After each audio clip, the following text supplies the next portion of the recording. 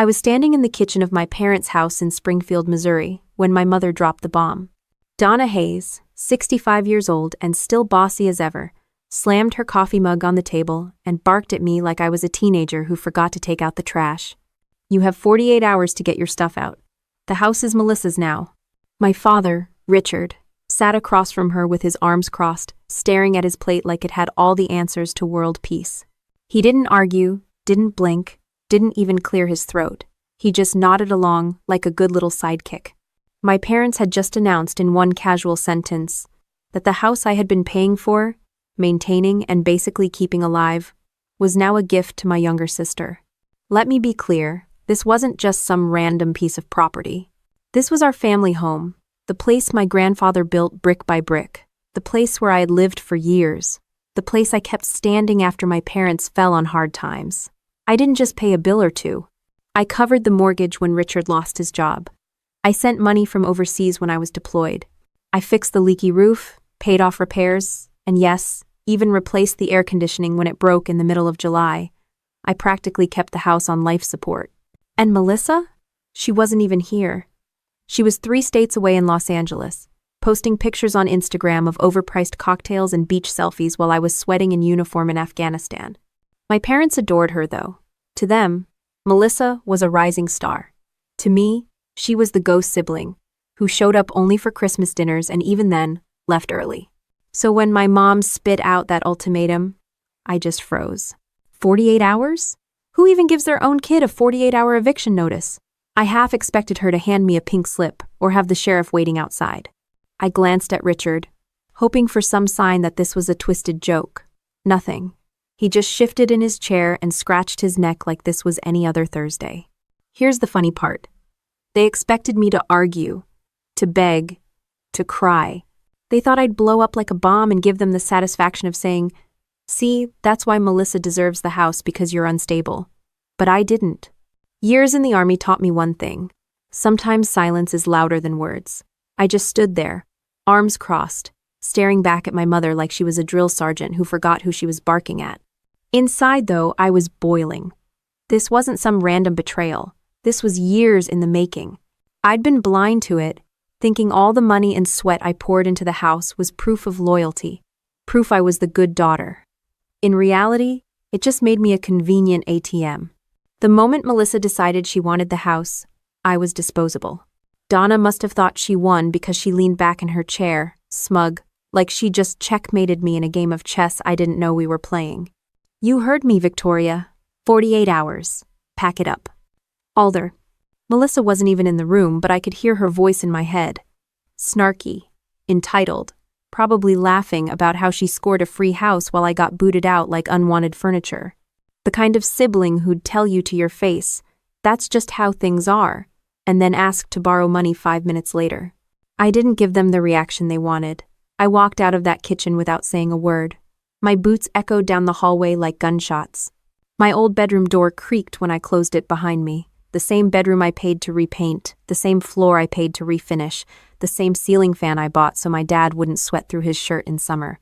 Now I was being told none of it mattered. I sat on the edge of my bed staring at the walls, and I swear I could feel the weight of every dollar, every hour, every sacrifice pressing down on me. 48 hours. That was all the time they were giving me to erase myself from the house I kept alive. It didn't take long for the anger to turn into something sharper. I wasn't a kid anymore. I wasn't the type to sit around crying over being wronged. I'd been trained to handle chaos, to make plans under fire, to adapt when everything went to hell. My mother thought her ultimatum was the end of the story. For me, it was just the starting gun. I grabbed my phone, scrolled past Melissa's picture-perfect California lifestyle posts, and opened the Notes app. Old habits kicked in. Mission planning. Timeline. Resources. Weaknesses. Strengths. I wasn't about to just leave quietly. Not after everything I had put into this place. Every instinct in me screamed that something bigger was going on. People don't just hand over a house without paperwork. Melissa didn't magically inherit it out of thin air. If they were pushing me out this fast, they had something to hide. I could almost hear my old squad leader's voice in my head. "When someone gives you a timeline, Vic, it's because they don't want you to have time to think." Well, Tough luck for them. 48 hours was more than enough time for me to think. I wasn't leaving empty-handed. That was for damn sure. I had receipts, literal receipts for nearly everything in the house. The furniture, the appliances, the paint, the repairs. All of it came out of my paycheck, not theirs. They wanted me gone, but they weren't going to get to enjoy the things I worked for. The silence in that bedroom wasn't defeat. It was calculation. While my parents probably patted themselves on the back for resolving the family drama, I was building my next move. They wanted a fight? They were going to get one. Not the screaming match they expected, but a fight on my terms, in a way they couldn't win. The clock was ticking, but so was my plan. And when the 48 hours were up, nobody in that house was going to look at me the same way again. My hands gripped the phone so hard my knuckles turned white, but I didn't type a word. I set it down on the nightstand and leaned back, staring at the ceiling fan I had bought myself. The blades spun slowly, steady, like the rotors of the helicopters I'd ridden in overseas. Just like that, I was back in uniform. The smell of diesel, sand in my teeth, the endless noise of engines and gunfire, it all came flooding back. I remembered those nights in Afghanistan when the desert air dropped below freezing, and we huddled in tents trying to get a few hours of shutai before another patrol. Every month, part of my pay went straight home. I didn't think twice. My parents needed help, and Melissa sure as hell wasn't going to provide it. I wired money, sometimes more than I could afford, telling myself family comes first. I remembered the time I got the call from my dad, his voice heavy. We're behind on the mortgage. We might lose the house. He didn't say it out loud, but I could hear the shame bleeding through every pause. I was half a world away, but that house kept me tethered to home. I called the bank on a satellite phone, my rifle leaning against my leg, and drained my savings to cover the payment. One of my squad mates, Torres, laughed at me. "Man, you're fighting two wars. One here, one at home." He wasn't wrong. That was the thing. I didn't just fight overseas. I fought to keep that house alive. I fought to make sure when I came back, there'd still be a place waiting. And now, my parents acted like I was some squatter who overstayed my welcome. It wasn't just the money, it was the labor. Every time I got leave, I wasn't out drinking or traveling like the others. I was back here, in Springfield, with a hammer in one hand and a credit card bill in the other, replacing warped floorboards, repainting peeling walls, fixing that creaky staircase my mom complained about for years. I was the maintenance crew, the landlord, the bank, all rolled into one. Meanwhile, Melissa would FaceTime in with a glass of wine, bragging about her job in PR like she was running the White House. "You're so good at fixing things, Vic," she once said, grinning at me through the screen. "That's your thing, right? Being responsible." She said it like it was a punchline. I laughed it off, but inside it stung. She wasn't wrong, I was responsible, too responsible. I thought back to one night on deployment, when the base got hit. Mortars came down, dirt flying everywhere, alarms blaring. My heart was pounding out of my chest. When it was over, and the dust settled, I called home. I just needed to hear a familiar voice. My mom picked up, and before I could even say I was okay, she said, "Melissa just got promoted. Isn't that wonderful?"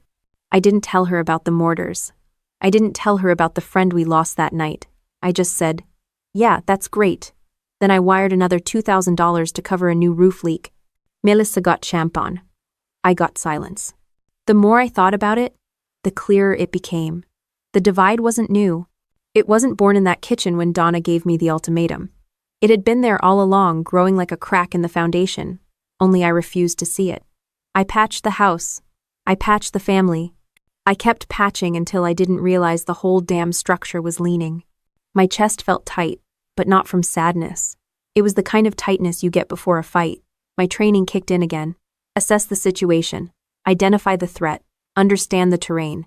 My battlefield had changed from desert sand to suburban carpet, but the principles were the same. Melissa was the golden child. Richard and Donna had picked their side. I was outnumbered 3-1, but that never scared me before. What mattered wasn't how many people stood against me. It was whether I had the strategy to win. I looked around the room again. The dresser? Mine. The curtains? Mine. Even the damn mattress? Mine. I paid for all of it. That wasn't just furniture. It was evidence. Evidence that I didn't just live here, I invested here. I sat back down on the bed and pulled out my notebook. Years ago, overseas, I'd filled notebooks with patrol schedules, supply counts, quick sketches of terrain. Now I was sketching out my own home like it was a new operation. Not a battle with bullets, but one with receipts, documents, and planning. Step 1. Inventory everything I bought. Step 2. Get copies of the bank statements and mortgage records. Step 3. Figure out what my parents weren't telling me. Because no way in hell did Melissa magically get this house legally. If they were hiding something and I was sure they were, I'd find it. I wrote until my hand cramped. The plan wasn't perfect, but it was a start. The silence of the room didn't bother me anymore. It was the kind of silence before a mission.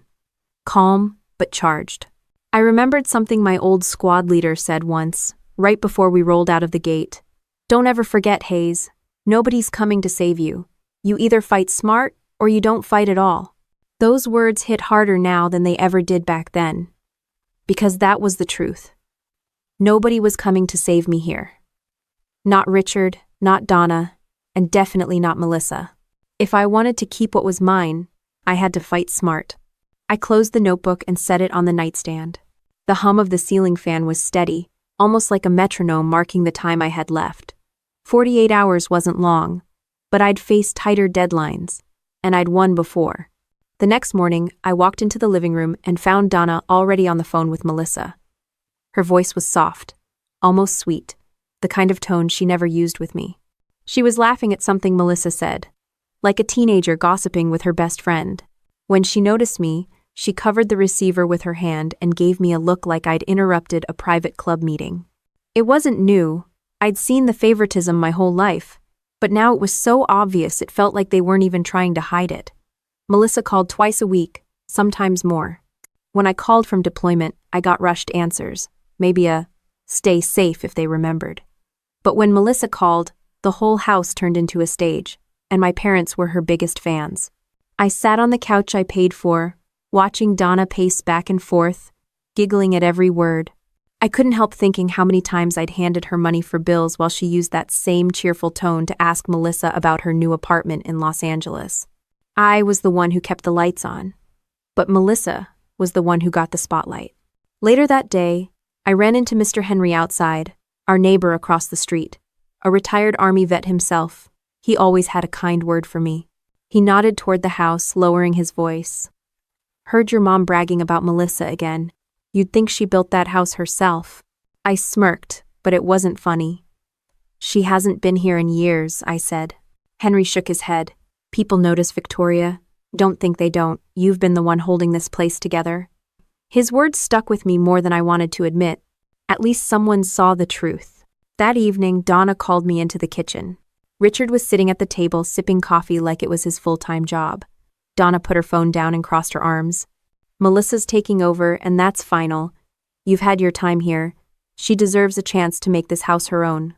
I almost laughed. Melissa hadn't hammered a nail or paid a single bill, but somehow she deserved it.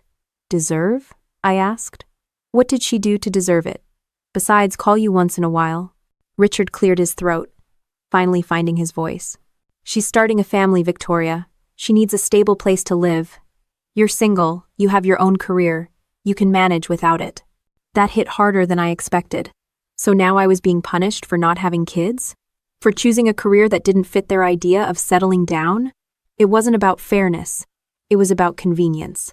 Melissa gave them the image of a daughter they could brag about, and I gave them bills they didn't want to pay. I kept my tone flat. So I bust my ass overseas, send money home, pay the mortgage, fix everything that breaks, and you're saying I don't need this house because I didn't give you grandkids? Donna's eyes narrowed. Don't twist my words. This is what's best for the family. I'd heard that line before. What's best for the family was always code for what's best for Melissa. The tension in the room was thick enough to choke on, but before I could respond, the doorbell rang. It was Linda, the neighbor from next door, carrying a plate of cookies like she always did. She glanced between us, clearly picking up on the atmosphere. Everything all right in here? She asked gently. Donna pasted on a smile. Of course. Just family business. Linda's eyes flicked to me. She handed me the plate. You've done so much for this house, Victoria. Don't let anyone make you feel otherwise. Her words were quiet, but sharp. I nodded, grateful for the backup. As soon as she left, Donna muttered under her breath, "She doesn't know what she's talking about." But I knew she was rattled. Donna hated when outsiders saw through her act. The divide wasn't just inside the walls anymore. The neighbors saw it. The community saw it. Melissa might have been the golden child in my parents' eyes, but out here, people knew who actually kept things running. That night, I sat in my room, eating one of Linda's cookies, and thought about how deep the divide really went. It wasn't about who worked harder or who sacrificed more. It was about perception. To my parents, Melissa was the success story, the one they could show off. To me, she was the one who disappeared when things got tough. And yet, every time she popped her head back into the picture, they welcomed her like royalty. Meanwhile, I was treated like the hired help, useful, until they decided I'd outlived my purpose. The crack in our family wasn't just emotional, it was strategic. They had chosen their side, and by choosing Melissa, they had drawn the line in the sand. I knew exactly where I stood now.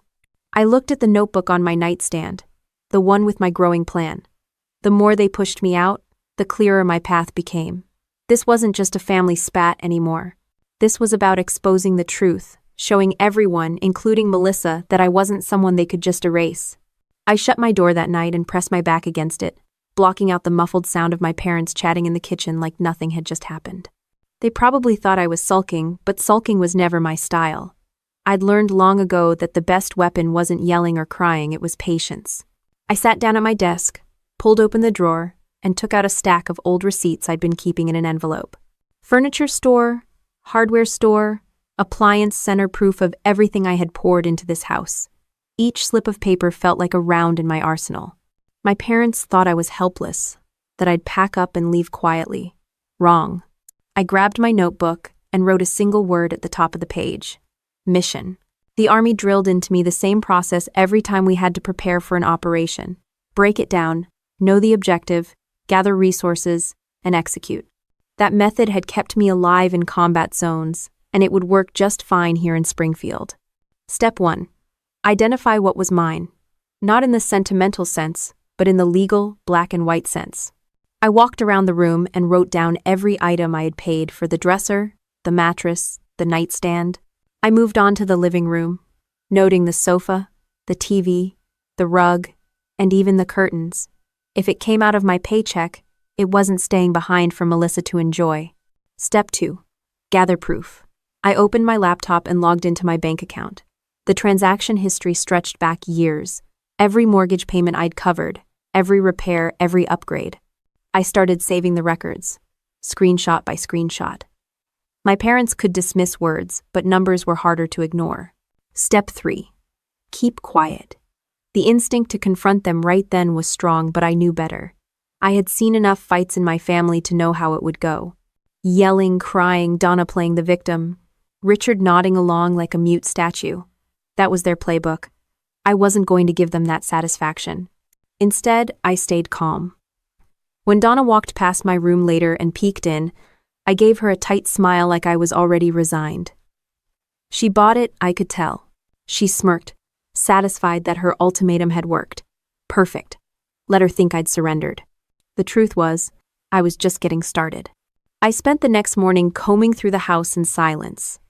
Every time I passed my parents, I kept my expression blank, like I was going through the motions. Inside, I was scanning, cataloging, filing away details. Years of military habit made me methodical. I checked the basement, the garage, even the attic. I remembered hauling boxes up there after Richard's back surgery. Half of what was stored was mine, paid for with deployment checks. While I worked, I thought about Melissa. She had no idea what she was walking into. In her head, she was probably picturing moving into a fully furnished house, bragging to her friends about how her parents handed down the family home. She'd post a photo on social media with some cheesy caption like, "New beginnings." She had no clue that everything she expected was already slipping through her fingers. The silence around me was almost comforting. It reminded me of the moments before a mission, when everyone was checking gear, loading weapons, reviewing maps. There was no need for noise, just focus. At lunch, Donna tried to prod me into conversation. She asked if I'd started packing yet. I nodded, chewing my sandwich slowly. She seemed pleased. Richard kept staring at his coffee mug like it held the secrets of the universe. I didn't bother asking what he thought. I already knew whatever Donna said was law. That night, I laid out everything I'd collected so far on my bed. Receipts, bank statements, photos of the repairs I'd made. It was more than just paper. It was leverage. If they wanted to play dirty, I could play smarter. I looked at the notebook again and added one more step. Secure legal support. I knew exactly who to call. Jessica Connors. We'd served together, and now she was a lawyer. If anyone could cut through the mess, it was her. But I didn't dial her number yet. Timing mattered. Instead, I closed the notebook and leaned back in my chair. The anger that had boiled in me yesterday had cooled into something sharper, steadier, resolve. My parents thought they'd cornered me, but they'd only given me clarity. Every move they made revealed their strategy. Favor Melissa, push me out, hope I'd go quietly. But they underestimated me. They forgot who I was. I wasn't some pushover kid anymore. I was a veteran who knew how to plan, how to execute, and how to hit where it hurt. And this time, I wasn't going to fire warning shots. The clock was still ticking, but instead of fear, I felt calm. The kind of calm that comes when you've already decided you're not backing down. The next morning, I woke up with the same kind of focus I used to have before a patrol. I grabbed my phone, scrolled to Jessica's number, and hit call. She picked up on the second ring, her voice steady, professional, but with the same sharp edge I remembered from our army days. Vic, been a while. What's going on? I didn't waste time with small talk. My parents are kicking me out of the house. 48 hours. They say it's Melissa's now. There was a pause on the line. Melissa? The sister who sends Christmas cards late, if at all? Yeah. That one. End quote. Jessica exhaled, and I could practically hear her sliding into lawyer mode. Do you have anything in writing? Deed, will, title transfer, anything? No. That's the problem. They didn't show me a damn thing, just an ultimatum. Then something smells off, she said. Property doesn't just change hands like that, not legally. If Melissa suddenly owns the place, there should be paperwork. I could feel my jaw tightening. They've been hiding something. I want to know what. I too. Jessica didn't hesitate. Give me the address and your grandfather's name. He was the original owner, right? Yeah, I said. Built the house himself. Then there should be a record filed with the county. I'll pull it. Give me a couple hours. I hung up, feeling a surge of energy. Finally, I wasn't just carrying this fight alone. Jessica wasn't just a friend, she was someone who knew how to hit back with precision. While I waited, I kept working my inventory, snapping photos of receipts and sending them to a cloud folder.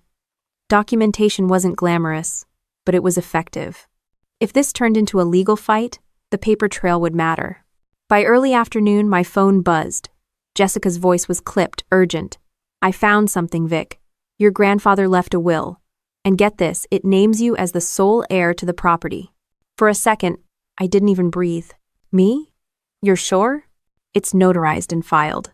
Clear as day. He left the house to you. Not to your parents, not to Melissa. To you. I sat down hard on the edge of the bed. My grandfather's face flashed in my mind, those long summer days when he'd tell me, "This place will always be yours, kiddo." I used to think it was just his way of being kind. Turns out he meant it. Jessica's voice cut through the haze. Your parents had access to this will. They chose not to tell you. Instead, they let you pour money into the house, then tried to hand it over to your sister. The betrayal hit me like a punch to the gut. I clenched my fist until my nails dug into my palm. They knew, I said quietly. All this time, they knew. Yes, and that's not just unfair, it's legally dangerous. If the will hasn't been probated, they don't have the right to transfer the house to Melissa. What they did was hide the truth and act like they still owned it outright. I laughed bitterly. So, they basically tried to steal it. That's one way of putting it, Jessica said. Look, we need to move quickly. If we file for probate, the court can validate the will and recognize you as the legal heir. That locks the property in your name. I rubbed my temples. And what about the mortgage? I paid tens of thousands into it. Even better for you, she said. That proves you treated the house as your responsibility. Judges noticed that. But the key here is the will. It's ironclad. For the first time in days, I felt a spark of control, Not just anger, not just frustration, control. My parents' smug little plan wasn't airtight. They thought they could sweep me out in 48 hours, but now I had leverage they couldn't touch. Jessica didn't sugarcoat it. It won't be easy. Your parents will fight it. Melissa will whine and stomp her feet. But the law is the law. And this time, it's on your side. I nodded, even though she couldn't see me. Send me a copy of that will. I want it in my hands. Already did, she said. Check your email. I opened it, and there it was. My grandfather's signature, the notary's seal, my name spelled out clearly. There was no mistaking it. It was mine. I leaned back in my chair, staring at the screen. All those years of sacrifices, all those paychecks sent home, all the nights I told myself it was worth it suddenly, they had weight again. My parents hadn't erased me completely. My grandfather had made sure of that. I thought about Donna's smug smile, Richard's silence, Melissa's entitled laugh. They had no idea what was coming. I grabbed my notebook and added a new heading, legal strike. Under it, I wrote Jessica's name, the will, probate filing, receipts, bank records. This wasn't just a plan anymore. It was a campaign. When Donna knocked on my door later, asking if I was packing yet, I opened it just enough to show her the calmest expression I could manage. Yeah, I said flatly. I'm getting things together. She nodded, satisfied, and walked away. She had no clue that the only thing I was packing was evidence. As the sun went down, I sat by the window, watching the neighborhood settle into its evening routine. Kids on bikes, Mr. Henry mowing his lawn, Linda watering her flowers. Normal life going on like nothing had changed. But inside this house, the ground was shifting. The ultimatum had been their opening move. The will was mine. I shut my laptop and felt the kind of focus I hadn't had since my last deployment. Jessica had given me the ammo. Now it was up to me to run the operation. I opened my notebook again and drew a big box on the page, writing 4 letters inside. UDA. Observe, orient, decide, act. The same loop I'd used in the army to keep myself alive was about to guide me through a family mess. Observe. 48 hours was the window. That meant every minute mattered. I wrote down the facts. Parents hostile, sister entitled, legal leverage secured but not yet filed, house full of items I purchased, neighbors supportive. Orient. Assess the battlefield. They thought I was alone, but I wasn't. Jessica was in my corner. The receipts, the bank statements, the will, they were resources as strong as any gear I carried in uniform. I also had the element of surprise. As far as Donna and Richard were concerned, I was passively packing. Good. Decide. 2 tracks. 1. Remove what was mine so Melissa walked into an empty house. 2. Prep the legal strike to secure the property officially. Both would hit hard, one after the other. Act. Execution had to start now. The first call I made was to a moving company. A guy named Tom picked up. He sounded skeptical when I asked about a rush job, but when I explained I wanted everything hauled out in less than 48 hours, he whistled and said, "That's tight, but we'll make it happen." I gave him the list: TV, washer, sofa, dresser, and anything else I'd tagged. He promised to have a truck at my place by noon tomorrow. Next, I started tagging items around the house with sticky notes. Blue meant mine, yellow meant theirs. Walking through the living room, I slapped a blue note on the sofa and TV, then moved to the dining room chairs I bought after Donna complained the old ones hurt her back. Blue. The rug Melissa once spilled wine on during one of her rare visits? Blue. By the time I finished, half the house looked like a color-coded map. Every step I took reminded me why I was doing this. I wasn't just moving furniture. I was stripping away the illusion that Melissa was inheriting a ready-made life. If she wanted a house, she could start from scratch like I had to. The next step was building a timeline. I wrote it out hour by hour in my notebook. Morning, finalize documents with Jessica. Afternoon, movers arrive. Evening, secure belongings in storage. Parallel track, prep probate filing with Jessica's firm.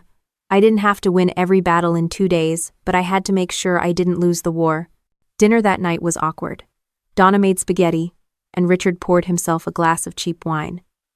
They chatted about Melissa's upcoming move, like it was already set in stone. I kept my head down, twirling pasta on my fork, letting them believe I was resigned.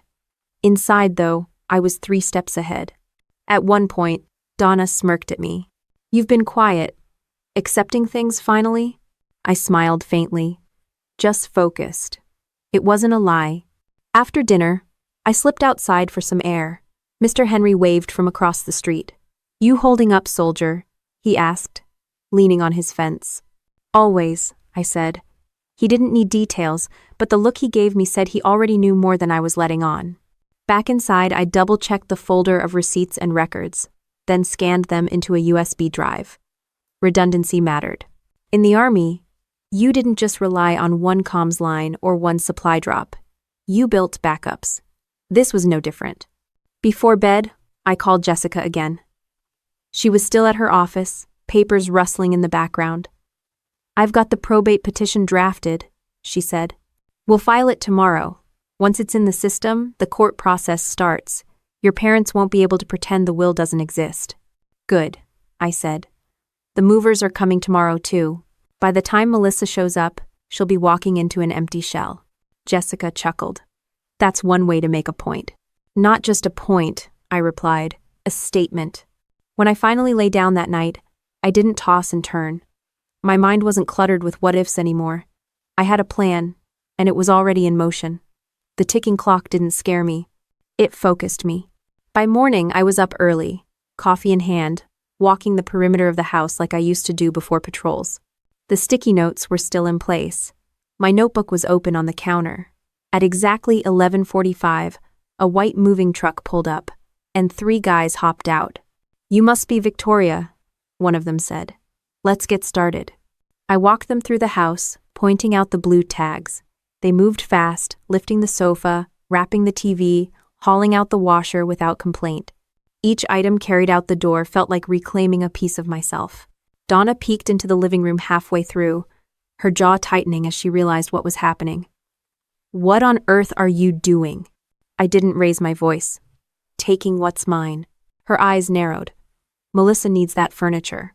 "She can buy her own," I said flatly, turning back to the movers. Richard hovered in the background, silent as usual, gripping his coffee mug like it was his lifeline. By the time the truck was loaded, the living room looked bare. The movers gave me a receipt and promised the items would be secure in their storage facility. I thanked them, handed over the payment, and watched the truck pull away. Inside, the house felt hollow, stripped of comfort. Donna's expression was a mix of fury and disbelief. She muttered something about ungrateful, under her breath, but I didn't bite. I wasn't here for her words anymore.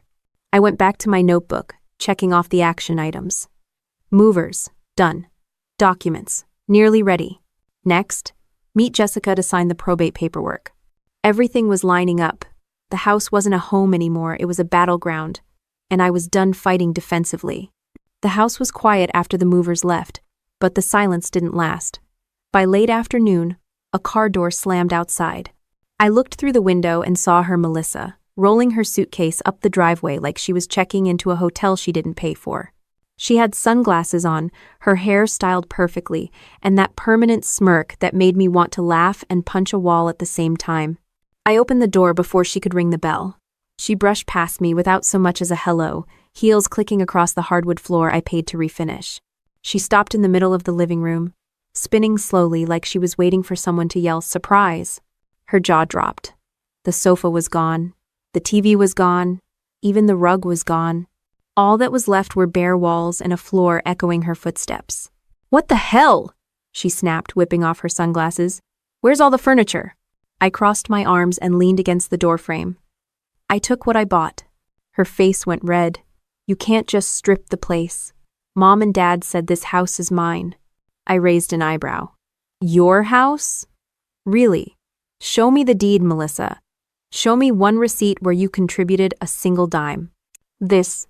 She threw her hands up, pacing like a soap opera star. "Oh, please, you think you're entitled to everything just because you threw some money around? Mom and Dad made their decision. They wanted me to have this house."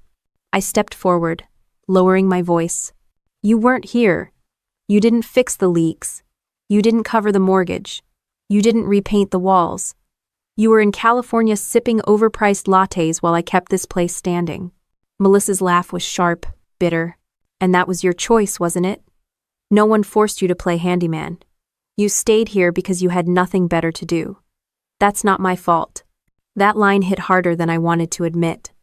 I clenched my fists, but I didn't give her the reaction she wanted. Instead, I pointed toward the empty wall. Looks like you'll have plenty of space to decorate. Good luck with that. She stormed into the kitchen, yanking open cabinets like she expected me to have cleared those out too. You took the microwave, she shouted. Yep, I said casually. Bought it myself. The washer? Mine. The curtains? Also mine. She spun back around, eyes blazing. This is insane. You gutted the house. Only the parts I paid for. Melissa fumbled for her phone, dialing in a fury. I'm calling Mom. You're unbelievable. I shrugged. Go ahead. They're not here to protect you. She stomped toward the back door. Phone pressed to her ear. I could hear Donna's voice shrieking faintly through the speaker as Melissa ranted about the empty house. She paced, waving her free hand dramatically. When she hung up, she pointed at me like she was handing down a sentence. They'll be back tonight, and when they get here, you're finished. I tilted my head, calm as ever. Then I'll see them tonight. Melissa huffed, grabbed her suitcase, and dragged it upstairs like she was staking a claim. The wheels banged against each step, a perfect soundtrack to her tantrum. I stayed downstairs, pacing slowly, letting the adrenaline settle. That first clash had gone exactly as I wanted. Melissa came in expecting comfort. Instead, she got reality.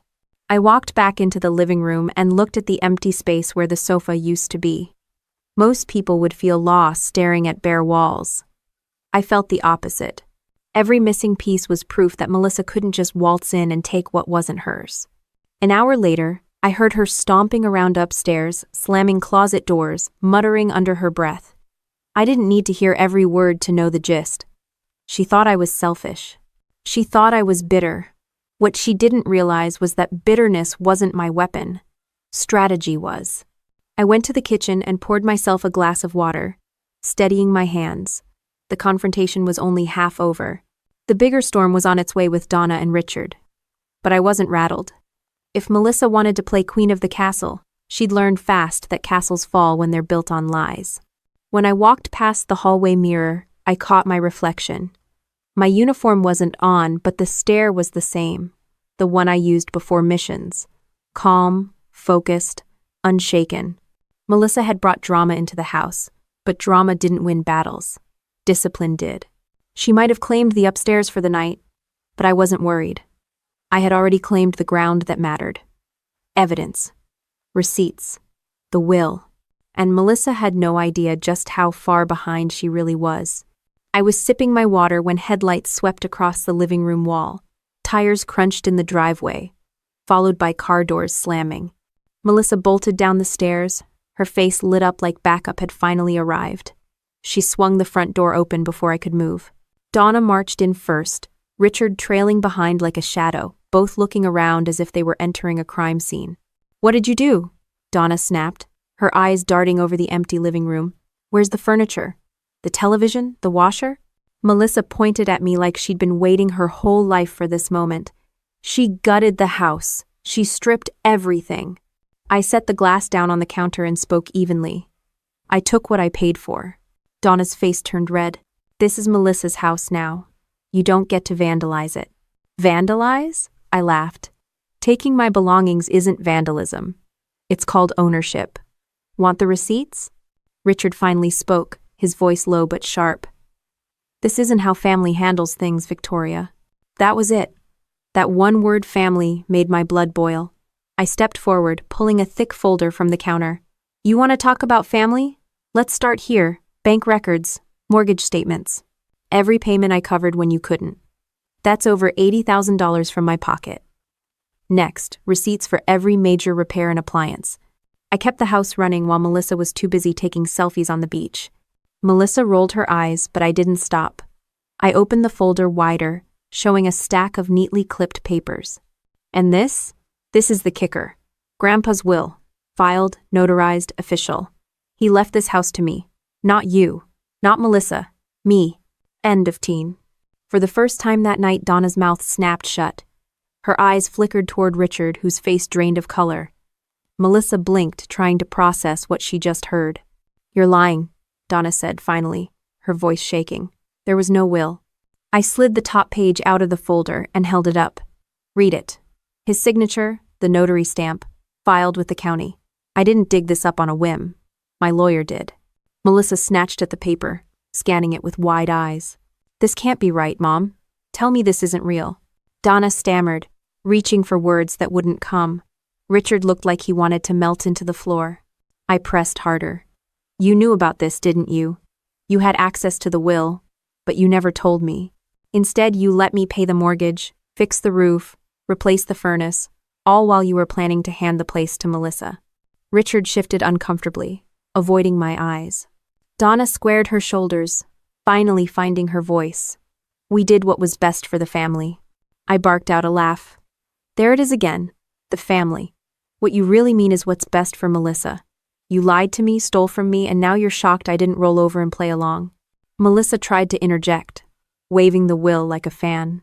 "Even if this says the house is yours, Mom and Dad were the ones keeping it together. You don't get to erase everything they've done." Hand clop, "Everything they've done?" I stepped closer, my tone sharp. "What exactly did they do, Melissa? Because from where I'm standing, they let the bills pile up, relied on me to clean up their mess, and then acted like you were the chosen one." The silence that followed was brutal. Donna's jaw tightened, Melissa's face twisted in disbelief, and Richard just sat down heavily in a chair, rubbing his temples. "You think you can just walk away with this house?" Donna said finally, her voice cold. I leaned on the counter, keeping my tone even. "I don't think. I know. Legally it's mine. You tried to erase me, but Grandpa made sure that wouldn't happen. The court will back me up." Melissa's voice cracked. "This is insane. I was supposed to live here. This was supposed to be mine." "Supposed to be," I repeated. "That's the problem. You were promised something that was never yours to begin with." Richard finally lifted his head, his expression weary. "Victoria, you don't have to do this. We can work something out. Now you want to negotiate?" I shook my head. "You should have thought of that before giving me a 48-hour eviction notice." Donna slammed her hand on the table, but it didn't carry the authority it once did. "This isn't over." I closed the folder and tucked it under my arm. "You're right about that. It isn't." The tension in the room was so thick it felt like the walls themselves were holding their breath. Melissa glared at me from across the room, clutching the will like it might disintegrate in her hands. Donna's face stayed locked in a scowl, but her eyes betrayed the fear creeping in. Richard sat quietly, defeated. I didn't raise my voice, didn't scream, didn't beg. I just let the silence do the work. Because in that silence, every single one of them knew the truth. They had been caught, exposed, cornered, and there was nothing they could say to undo it. The next morning, I drove downtown and parked outside Jessica's office. My folder of documents sat in the passenger seat like a co-pilot. I grabbed it and walked in, boots hitting the floor with the same rhythm I used to feel in formation. Jessica met me at the door, already holding a stack of papers. "Ready?" she asked. "Always." We sat across her desk, and she slid the probate petition toward me. "This is the filing that forces the court to validate your grandfather's will. Once it's entered, your parents can't just pretend it doesn't exist." I scanned the lines, every word cementing what I already knew. The will wasn't a suggestion. It was the law. I signed where she pointed, each stroke of the pen feeling like a hammer blow. Jessica leaned back, tapping the papers into a neat stack. "We'll file it today. I've also flagged the mortgage activity. If your parents used the house as collateral when they had no right, that puts the bank in a tough position. They could be facing serious trouble for accepting it." I raised an eyebrow. "So not only did my parents try to screw me, but the bank let them?" She nodded. "If the property legally belonged to you all along, then any loan they took out against it is questionable. We'll let the court untangle that mess. The point is, you're on solid ground." For the first time in days, I felt the weight shift off my shoulders. Not gone, but lighter. I wasn't fighting shadows anymore. I had legal artillery backing me up. After the filing, Jessica and I stopped for coffee. She stirred her cup, giving me that look she used to give before missions, the one that meant she was calculating risks. "They're not going to take this quietly. Expect pushback." but the law doesn't care about hurt feelings. I smirked. Good. Feelings are their specialty. Facts are mine. Back at the house, Donna and Richard were waiting like prison guards at the door. Melissa was pacing behind them, her arms crossed. The second I walked in, Donna pounced. Do you think you can just humiliate us in court? Drag this family's name through the mud? I dropped the folder on the kitchen counter with a satisfying thud. I don't think. I know. The papers are filed. The court will decide. Not you. Melissa's face twisted. You're insane. You can't just erase what Mom and Dad promised me. They promised you something they never had to give. I shot back. Grandpa didn't leave this to them. He left it to me. That's the end of the story. Richard rubbed his forehead like he had a migraine. We were just trying to keep things simple. Simple? I leaned in. You mean keeping me in the dark while I paid for everything? That's not simple. That's fraud. The word hung in the air like a grenade. Donna stiffened, Melissa's mouth fell open, and Richard looked like he wanted to crawl under the table. I didn't need to yell. The truth was louder than any scream. The phone rang that afternoon. Jessica again. Quick update, she said. The court accepted the filing. You're officially the heir on record. Your parents will get a notice, but the judge already marked the will as valid. They can contest, but they'll lose. The law's on your side. I thanked her and hung up, then walked into the living room where Donna and Melissa were sitting in icy silence. Congratulations, I said, setting my phone on the table. You're looking at the legal owner of this house. Melissa jumped to her feet. This isn't fair. I raised an eyebrow. You want to talk about fair? Let's. Fair would have been telling me about the will 2 years ago. Fair would have been not using my deployments to squeeze money out of me. Fair would have been respecting the person who actually kept this house standing. So yeah, Melissa, life's not fair. But for once, it's not unfair to me. Donna opened her mouth, but no words came out. Richard just stared at the floor. I picked up my folder and walked upstairs, leaving them to stew in the silence. Later, Jessica called again with another twist. The bank's scrambling. They realized your parents used the house as collateral when they didn't legally own it. They're in hot water. You don't need to worry, though it won't affect your title. I couldn't help but laugh. So they not only lied to me, they managed to screw themselves too. Pretty much, Jessica said. And the best part? There's nothing they can do now. The law's locked in. That night, I sat by the window in my room, looking out at the streetlights flickering on. Neighbors walked their dogs, kids rode bikes, life went on. But inside this house, everything had shifted. The ultimatum had been their attempt to erase me. The legal strike was my answer. And this time, there was no coming back from it. The phone wouldn't stop buzzing the next morning. Donna had left 4 voicemails before I even poured my first cup of coffee. Melissa's voice showed up in 2 of them, shrieking in the background about how I ruined everything. I deleted them all without listening past the first few seconds. Their panic wasn't my emergency anymore. When I stepped outside to get some air, Mrs. Linda was watering her flowers across the street. She waved me over. Heard there was a bit of drama last night, she said carefully, though her eyes said she already knew plenty. I leaned on the fence, sipping my coffee. You could say that. She gave me a knowing nod. I always knew your grandfather wanted this place for you. He told me once, when he was out pruning that oak tree, said you were the only one who really cared about the house. Her words hit me harder than I expected. It was proof from someone outside the family, someone with no agenda. She patted my arm. Don't let them bully you. The neighborhood knows who kept this place alive. By the afternoon, word had spread farther than the fences. Mr. Henry stopped by, wiping grease off his hands from working in his garage. Heard your folks tried to play fast and loose with that will, he said bluntly. Damn shame. You did all the work, they hid the truth, and somehow you're the bad guy? Not in my book.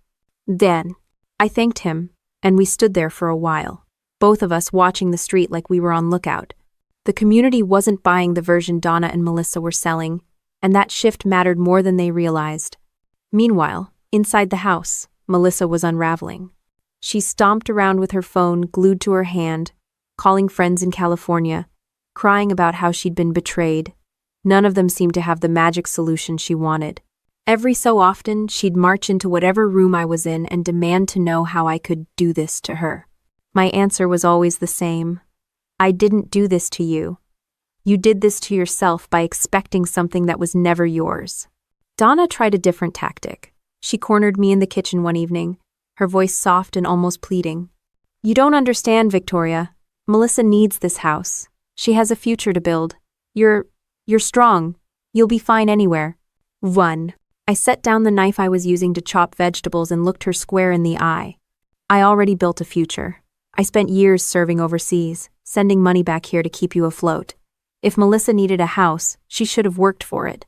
My strength doesn't make me disposable. Donna's lips tightened, and she walked away without another word. The real kicker came 2 days later when I found Richard in the garage, staring at the boxes I'd stacked neatly to sort through later. He looked older than I remembered, shoulders slumped, eyes tired. You blindsided us, he muttered, not looking at me. I crossed my arms. You blindsided me first. You could have been honest about Grandpa's will. Instead, you hid it. You wanted me to keep paying, keep fixing things, while pretending I didn't matter. He rubbed his face, sighing. We thought Melissa needed it more. That sentence told me everything I needed to know. They hadn't acted out of ignorance or confusion. They'd made a deliberate choice. Melissa's comfort over my sacrifices. And now they were shocked the choice had consequences. Neighbors started noticing too. Donna had always loved parading Melissa around at church events and barbecues.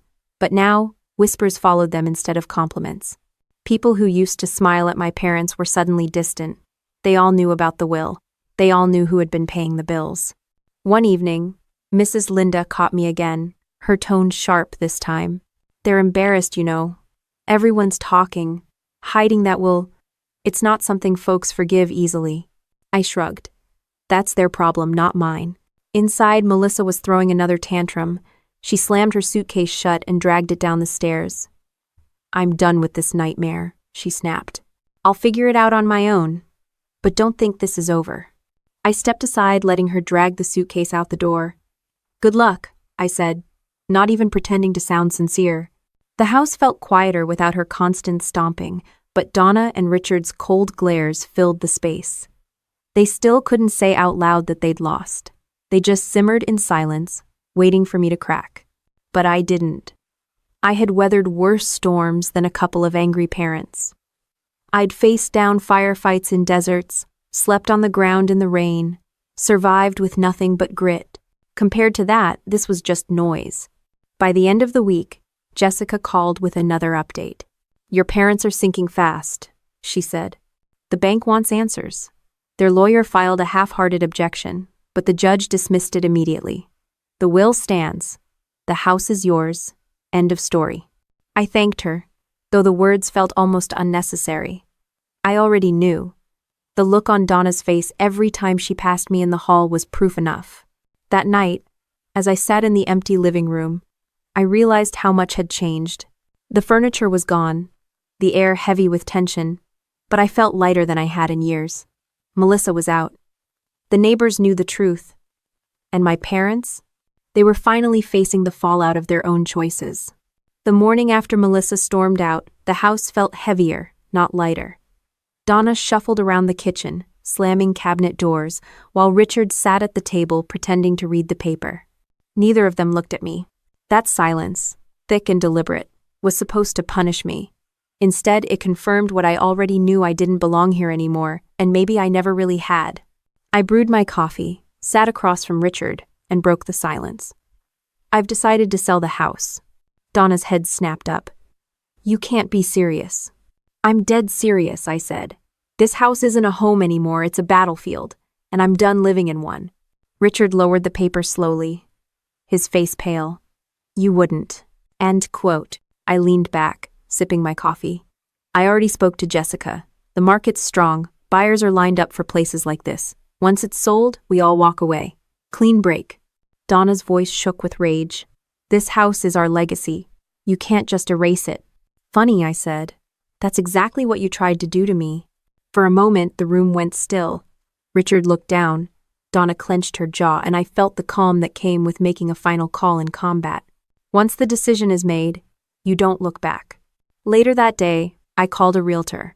Her name was Brenda, a sharp, no-nonsense woman who showed up in jeans and boots instead of a stiff suit. She walked through the place with me, nodding as she made notes. Structurally solid, she said. Updates in the kitchen, new roof, hardwood floors. It'll move fast. Donna followed us from room to room, muttering under her breath. This is ridiculous. This house isn't for sale. Brenda didn't even blink. Legally, it's Victoria's call. That shut Donna up for a full 30 seconds, which might have been a record. By the weekend, Brenda had buyers lined up. When I signed the paperwork to list it, I felt a weight lifting off my shoulders. This house had been my duty station for years. But like any assignment, it had an end date. And this one was overdue. Word spread quickly through the neighborhood. Some people were shocked, others supportive. Mrs. Linda stopped me on the sidewalk. I can't blame you, honey. A house isn't worth your peace. Mr. Henry added, better to sell it on your terms than let it rot in all that drama. Even the movers I'd hired called to check in, joking that they'd be ready when it was time to haul the last load. The community seemed more relieved than upset, like they'd all been holding their breath while my family tried to tear me apart. Meanwhile, Donna and Richard grew more desperate. One night, Donna cornered me in the hallway. You'll regret this, she hissed. You're tearing the family apart. I stared at her, steady. You did that when you chose Melissa over me. Selling this house isn't tearing us apart. It's cutting the cord you wrapped around my neck. Richard tried pleading the next morning. Think about what you're doing. Where will we go? You should have thought about that before you gambled with a will you knew existed, I replied. This house isn't your safety net anymore. You'll figure it out. End quote. When Brenda called a week later with an offer above asking price, I didn't hesitate. I signed the acceptance papers that night. The closing process moved fast, almost too fast for Donna and Richard to process. They spent their days pacing, whispering in corners, making frantic phone calls. I ignored it all. My focus was on the future. On the final day, I walked through the house one last time. The empty walls didn't sting the way I thought they would. Instead, I felt relief. The memories here were mine, but the weight wasn't. When the buyers pulled up in their truck, Donna stood on the porch, arms crossed, glaring like she could stop the deal with sheer willpower. Richard leaned against the railing, defeated.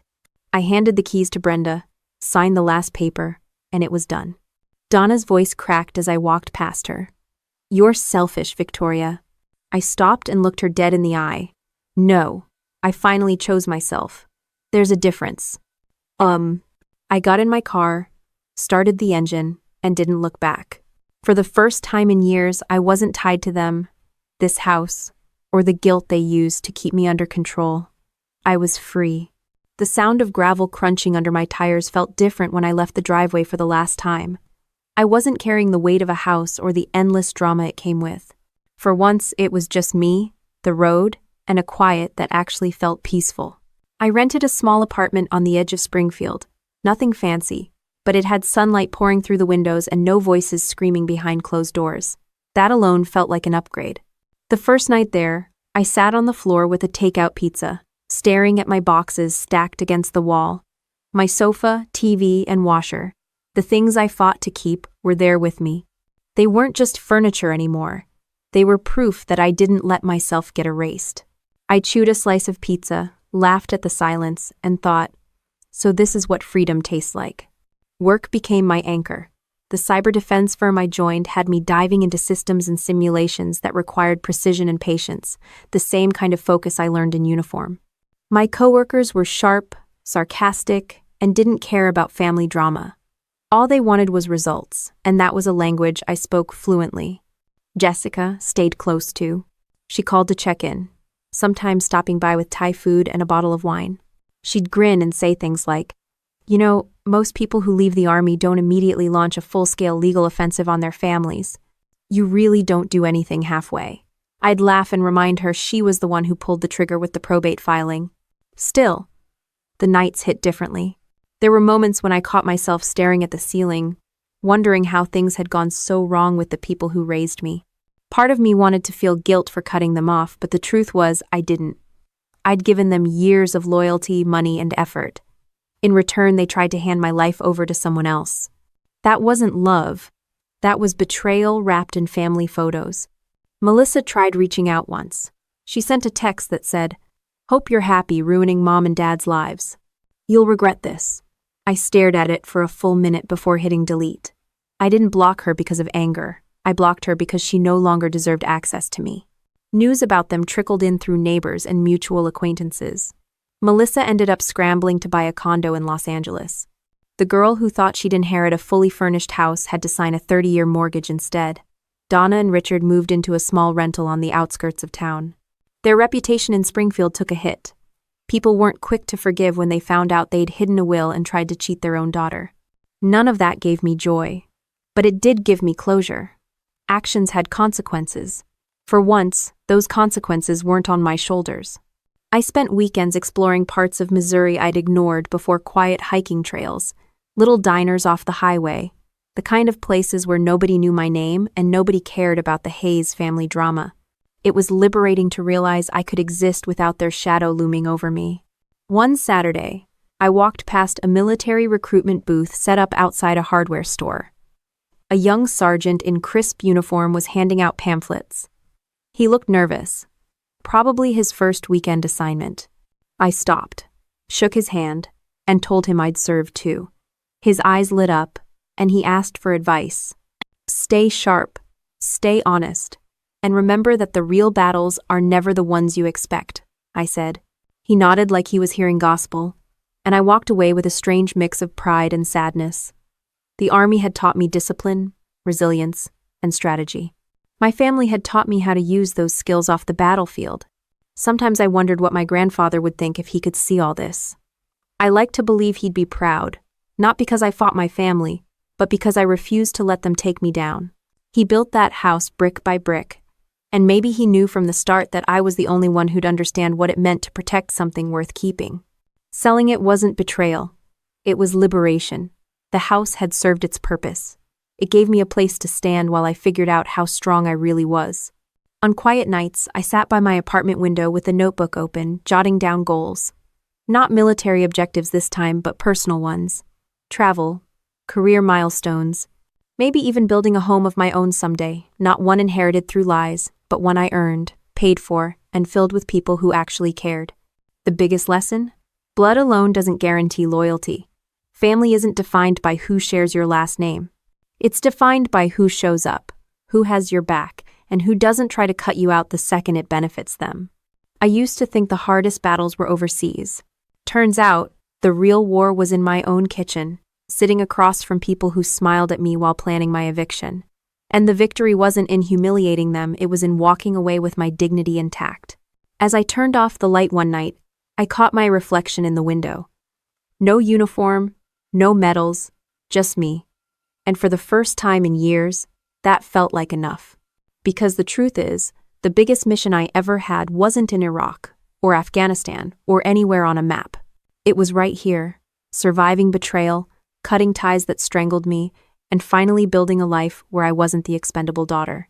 And that mission? I won. Looking back now, I don't see myself as the soldier who lost a house, or the daughter who got betrayed. I see myself as someone who finally stopped letting other people write my story. My parents tried to hand my life to Melissa, but in the end, they only handed me a reason to fight smarter. The Army taught me strategy, but this fight taught me boundaries. I can live without their approval. I can live without their house. What I can't live without is respect for myself. And walking away, on my own terms, was the clearest victory I've ever had.